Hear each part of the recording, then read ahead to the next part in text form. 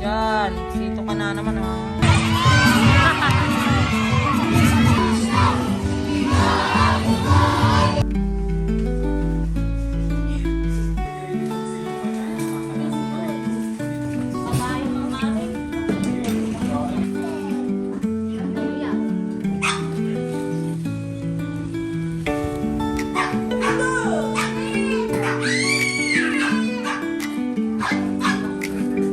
Dapat nilagyan mo ng tubig.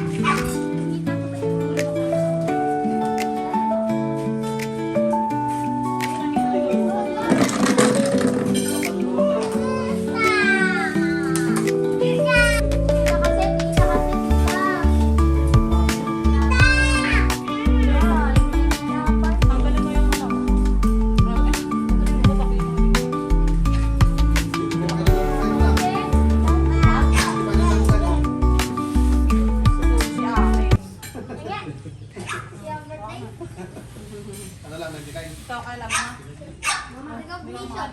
Isa na lang.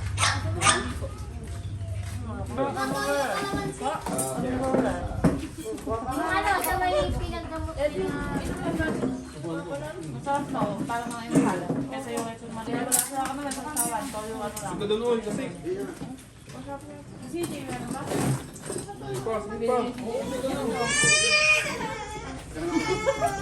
Ay, ikaw kasi sunod-sab ka kasi.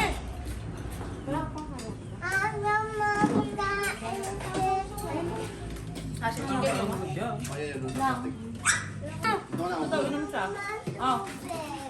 Hindi na tayo yan. Manoon nakatandang ma. Oh, yung kanto ko. Lamig-lamig nga. Bawa mo, Jay. Ito, kinamario. Sabi ko nga, itong batong masarap sa kayo. Ito na po sa sinayaan. Ito lang may papa mo kayo. Ay, lagi na layo. Ganda na naman daw. Ito kala niyo ba naman wala? Mama, sapatos ko. Ano yan? Mama. Pwede ba mo? Kumuha ka doon. Sabi. Ano? Ay, wala. So, ito, bugay. Inom po. Sabihin mo kay mama. Inom po.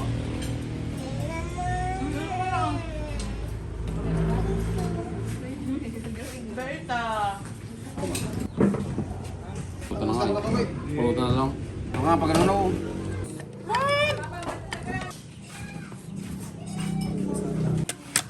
Ano, ano? Sige ka kayo nito yan. Sasawan, maglalagay ang isda. Andiyan ako. Kanin. Dong.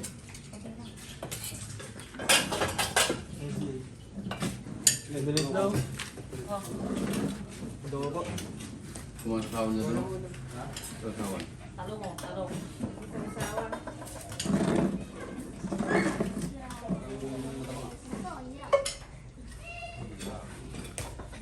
Pero diba?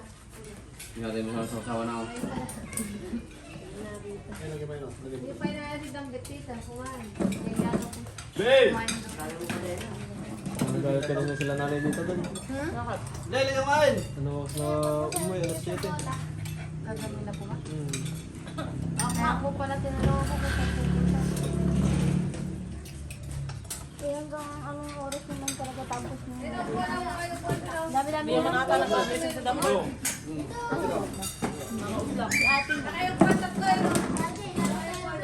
Ito ka ulo. Ang sarap po na. Hindi pa kumakain, tulog na. Mamaya.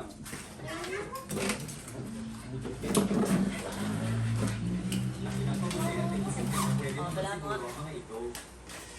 Subalit agad niya rin itong isinukat dahil nakakalasong pala ito, ngunit nagkaroon naman siya ng Ilang poison days pa tayo? resistance at umangat pa sa level 3 ang kanyang plastic. Habang naghahanap siya ng ibang makakain, bigla niyang nakita ang isang lobo at sa pagtanto Ilang niya days na pa kaya tayo? niya itong talunin dahil mas mataas ang kanyang stats kumpara rito. Kaya Three naman tayo niya itong nag-umpisa. hinabol at pinabagsak ito gamit ang kanyang dragon Three tayo punch, nag-umpisa. habang niluto naman niya ito gamit ang kanyang baby breath upang gawin naman itong inihaw. Dahil Dahil nasarapan siya sa inihaw na lobo ay nangaso pa siya ng ina nito kung saan umabot na siya sa level 20. Sa sandaling iyon ay bigla rin nakalimutan ang sinasabi ng mga ito. Kaya naman pa siya sa tingnan ng mga ito at napagtanto na sila ay mga adventurer na mas mataas ang kanyang stats kumpara sa mga ito. May pamalengke pa Pagkaman nais niyang makipagkaibigan sa kanila ay nababahala ng mga ito dahil isa siyang dragon. One side yan. Kaya naman sinubukan na lamang niyang magpakit sa mga ito, ngunit ang tingin pala sa kanya ng mga ito ay isang Yung agresibong kanina halimaw. nalagay ko 1.5 na. Agad siyang nanalaki ng pinuno ng mga ito habang ginamitan pa siya ng magic ng mage para Kasi maparalisa. yung ano, napag-benta. Doon niya napagtanto na iba ang tingin ng mga ito sa kanyang ginawa at sinisisi niya ang sarili sa pagiging tanga dahil sino bang tao ang nais 3, 4, 5, 6, 7, 8, 9, makipagkaibigan sa isang dragon. 10, Ngunit bago pa man siya tapusin ng pinuno ay biglang pinigilan nito ng kanilang healer at pagkatapos ay agad siyang pinagaling 11, nito. 12, 13, 14, 15, 16, 17, 18, Bagamat hindi niya maintindihan kung bakit ito ginagawa ng 29 babae, days. labis ang pasasalamat niya rito habang 29 hinayaan plus lamang ito 29. ng kanyang mga kasama at sa kanyang 29 pasyang plus? umalis. 29. Doon ay nalaman niya na ang pangalan ng babae ay Miria. Kung saan labis ang paghanga niya sa kabaitan nito dahil kahit paubos na ang mana nito ay patuloy pa rin ang pagkagamot sa kanya. 5, 6, 7, Kahit na 8, igagalaw na niya ang pagtutunan kanyang tayo. katawan ay nagpanggap pa rin siyang sugatan May para 100 naman dyan. natili pa ng matagal sa tabi nito kaya naman binigyan siya ng boses ng titulong sinumati. Nagpatuloy si Miria sa pakikipag-usap sa kanya hanggang sa unti-unti na niyang naiintindihan ang mga sinasabi nito dahil lumalabas na natutunan na niya ang skill ng Greek language. Ngunit sa sandaling iyon ay bigla nilang natatago sa damuhan ay muli niyang sinilip si Miria at napansin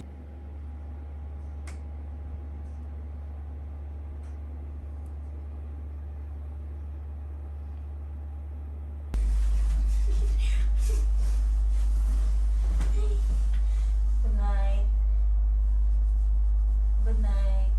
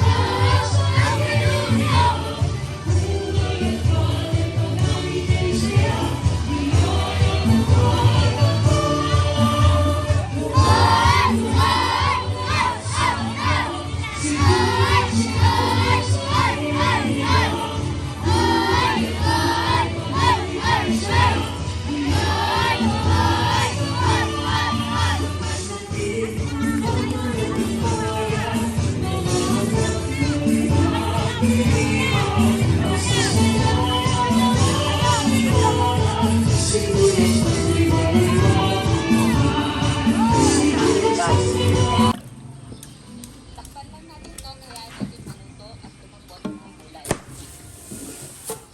Ayan, medyo malagyan na yung ating patatas at saka carrots. Ayan, pwede na natin i-add yung ibang gulay. Bigyan natin ating beans at saka yung singkamas. Pakaba to? Dagdagan din natin ng kaunting tubig. Tama na ganyan kahaba.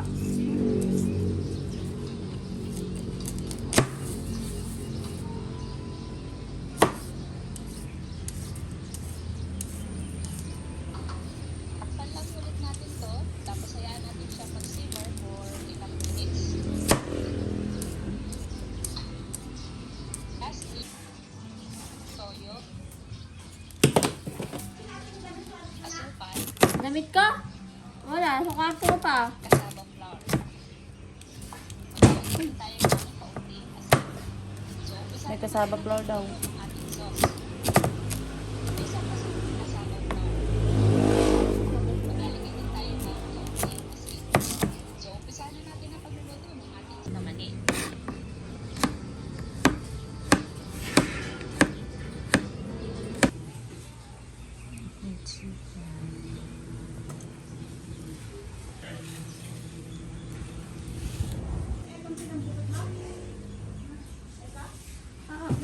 Punta lang nga ni doon. Dito susa. Ah? Dito sauce.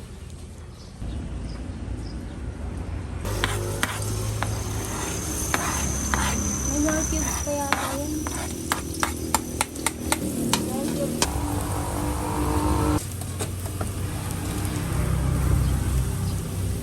Sarap sopas yung ano. Yung buto. Bukas.